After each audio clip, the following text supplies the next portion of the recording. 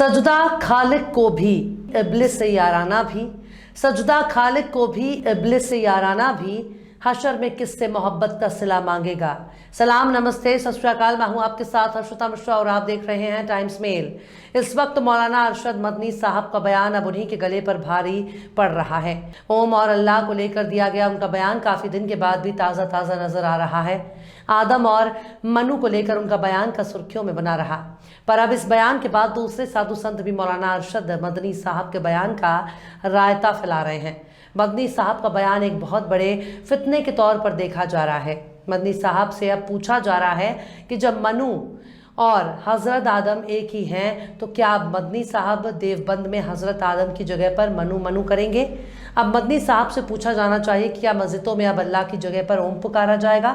मदनी साहब का बयान भले ही भाईचारा और दो धर्मों के बीच की दूरी को खत्म करने के लिए कारगर हो सकता है, पर जब सामने वाला आपकी बात सुनने को तैयार नहीं तो फिर मदनी साहब की तमाम कोशिशों का क्या नतीजा निकलता है। अब अगर मदनी साहब को कोई शख्स मुनासिफ कह देता है तो फिर मदनी साहब को हरगिज़ बुरा नहीं मानना चाहिए, क्योंकि इसे कहते हैं जैसे को तैसा। मदनी साहब की सुलगाई आग अब दूर दूर तक पहुंच चुकी है और अब शंकराचार्य भी इस आग में कूद पड़े हैं और कह रहे हैं अल्लाह संस्कृत का शब्द है और माँ दुर्गा को पुकारने के लिए अल्लाह कहा जाता है। मतलब अब निश्चलानंद को मंदिर में अल्लाह अल्लाह करने से कोई दिक्कत नहीं होना चाहिए। लेकिन सवाल है, क्या मदनी साहब और शंकराचार्य एक ही थाली के चट्टे बट्टे हैं? क्योंकि दोनों की भाषा एक जैसी है। एक टोपी लगाता है तो दूसरा तिलक। मतलब मुसलमानों का बहुत बड़ा नेता बनने के चक्कर में मदनी साहब ने सब कुछ गुड़ गोबर कर दिया है। पूरी पीठ के जगत गुरु शंकराचार्य स्वामी निश्चलानंद सरस्वती ने मुसलमानों का कलेजा ठंडा कर दिया और अब अपने सनातनी को समझा दिया है कि मुसलमान कोई पराया नहीं है और ना ही अजान से डरने की कोई ज़रूरत है। शंकराचार्य स्वामी निश्चलानंद सरस्वती ने अब कायदे से समझा दिया है कि अल्लाह कोई पराया नहीं है, बल्कि अल्लाह पर सबसे बड़ा हक सनातनियों का है। मुसलमान तो बहुत बाद में आए। निश्चलानंद सरस्वती ने कहा है कि अल्लाह शब्द मातृशक्ति का है, ये संस्कृत का शब्द है। माँ दुर्गा का आवाहन करने के लिए अल्लाह शब्द का इस्तेमाल किया जाता है। मतलब शंकराचार्य ने ये नहीं बताया कि कौन से धर्म ग्रंथ में अल्लाह का जिक्र आया है, क्योंकि सवाल तो उठेगा। जैसे सवाल मदनी पर उठ रहा है वैसे सवाल शंकराचार्य से भी पूछा जाना चाहिए कि स्वामी जी, आपके तर्क का कोई आधार है भी या बस सब कुछ अपने मन से कहे जा रहे हैं। और अगर अल्लाह का ताल्लुक सनातन परंपरा है तो फिर निश्चलानंद सरस्वती को ये भी बताना चाहिए कि कलमाए तैयबा का ताल्लुक भी सनातन धर्म से होगा। चलिए, अगर निश्चलानंद कह रहे हैं कि अल्लाह शब्द संस्कृत से आया तो फिर सारा कलेश ही खत्म है, सारा बवाल ही खत्म हो गया। अब स्वामी जी को कह देना चाहिए कि दुर्गा जी की जगह पर अल्लाह अल्लाह कहा जाएगा। लेकिन जरा ठहरिए, निश्चलानंद सरस्वती सिर्फ यहीं तक नहीं रुकते हैं, बल्कि और भी बहुत कुछ कह रहे हैं। वो कह रहे हैं कि धर्म पर सवाल उठाने वाले लोग पहले संस्कृत व्याकरण का पठन पाठन करें। हम सबके पूर्वज सनातनी वैदिक आर्य ही थे। मतलब स्वामी जी भी जानते हैं कि सबके पूर्वज एक ही है, लेकिन दिक्कत बस यही है कि वो खुद को श्रेष्ठ दिखाने के लिए सबके पूर्वजों को सनातनी वैदिक आर्य कह रहे हैं। लेकिन यही बात अगर मौलाना अरशद मदनी कह रहे हैं सबसे पूर्वज हजरत आदम है और हजरत आदम भारत की धरती पर आए हैं। लेकिन इस बहस का अंत क्या होगा, इसके लिए निश्चलानंद और मदनी साहब को आपस में मिलकर तय करना होगा। दोनों आदम पर इत्तेफाक रखते हैं या फिर मनु पर। दैनिक भास्कर के मुताबिक शंकराचार्य ने बागेश्वर धाम वाले नरेंद्र कृष्ण शास्त्री का भी समर्थन किया और कहा कि उन पर हनुमान जी महाराज की कृपा है। राजनीति में धर्म के इस्तेमाल पर उन्होंने कहा कि दोनों एक दूसरे से अलग अलग नहीं हैं, धर्म के बिना राजनीति हो ही नहीं सकती। शंकराचार्य ने कहा कि रामचरितमानस पर टिप्पणी करने वाले लोग चाणक्य नीति का अध्ययन करें। जो लोग रामायण को लेकर बात कर रहे हैं उन्हें हिम्मत हो तो बाइबल और कुरान पर कटाक्ष करके दिखाएं, फिर देखिए क्या होता है। लेकिन स्वामी से पूछा जाना चाहिए कि मुसलमान तो बेचारा कुछ बोल ही नहीं रहा। जो कुछ भी बोल रहा है सनातनी वैदिक आर्य बोल रहा है।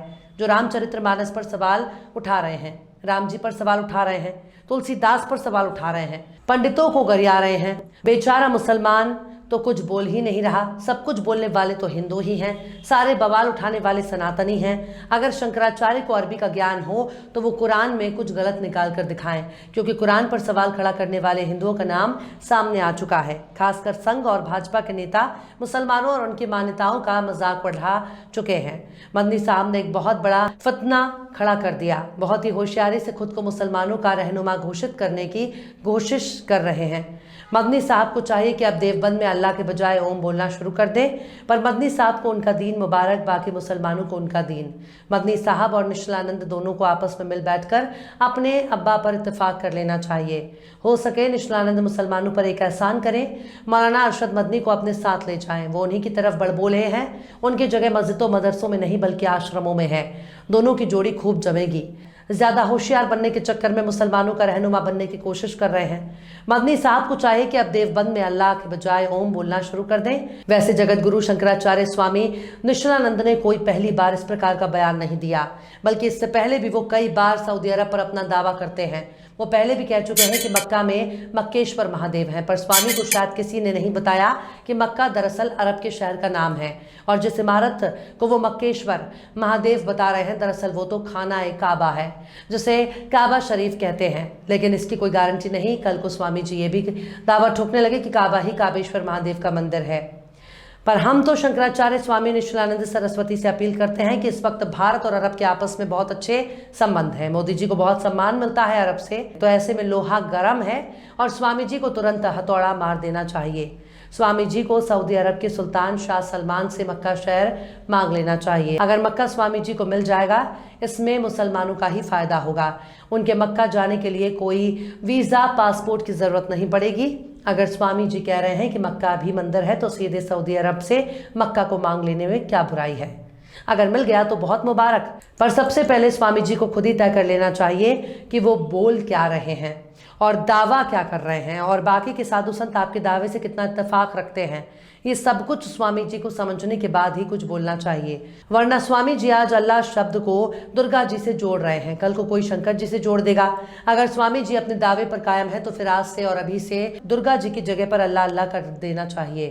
फिलहाल इस वीडियो में बस इतना ही। ये वीडियो आपको कैसा लगा कमेंट बॉक्स में आप ज़रूर बताइएगा। वीडियो पसंद आए तो लाइक करें। हमारी वीडियो लिंक को फेसबुक, ट्विटर, व्हाट्सएप पर अपने रिश्तेदार, यार, दोस्तों को भी शेयर करें, और बेबाक, निष्पक्ष, स्वतंत्र पत्रकारिता को सपोर्ट करने के लिए आप हमारे चैनल टाइम्स मेल को ज़रूर से सब्सक्राइब करें, और हाँ, बेल आइकन की घंटी वाली बटन भी आप ज़रूर से दबा दें ताकि आपको हमारे आने वाले नए वीडियो की नोटिफिकेशन फौरन ही मिल जाए। फिर मिलते हैं किसी और वीडियो में एक नई खबर के साथ। हर्षिता मिश्रा को दीजिए इजाज़त। जय हिंद। तो देख लिया आपने हमारे इस वीडियो को। हमें उम्मीद है कि आपने हमारे वीडियो को लाइक किया होगा और दूसरों को भी शेयर किया होगा। अगर अभी तक आपने हमारे चैनल टाइम्स मेल को सब्सक्राइब नहीं किया है तो जल्दी से सब्सक्राइब कर दें और बेल आइकन भी प्रेस कर दें।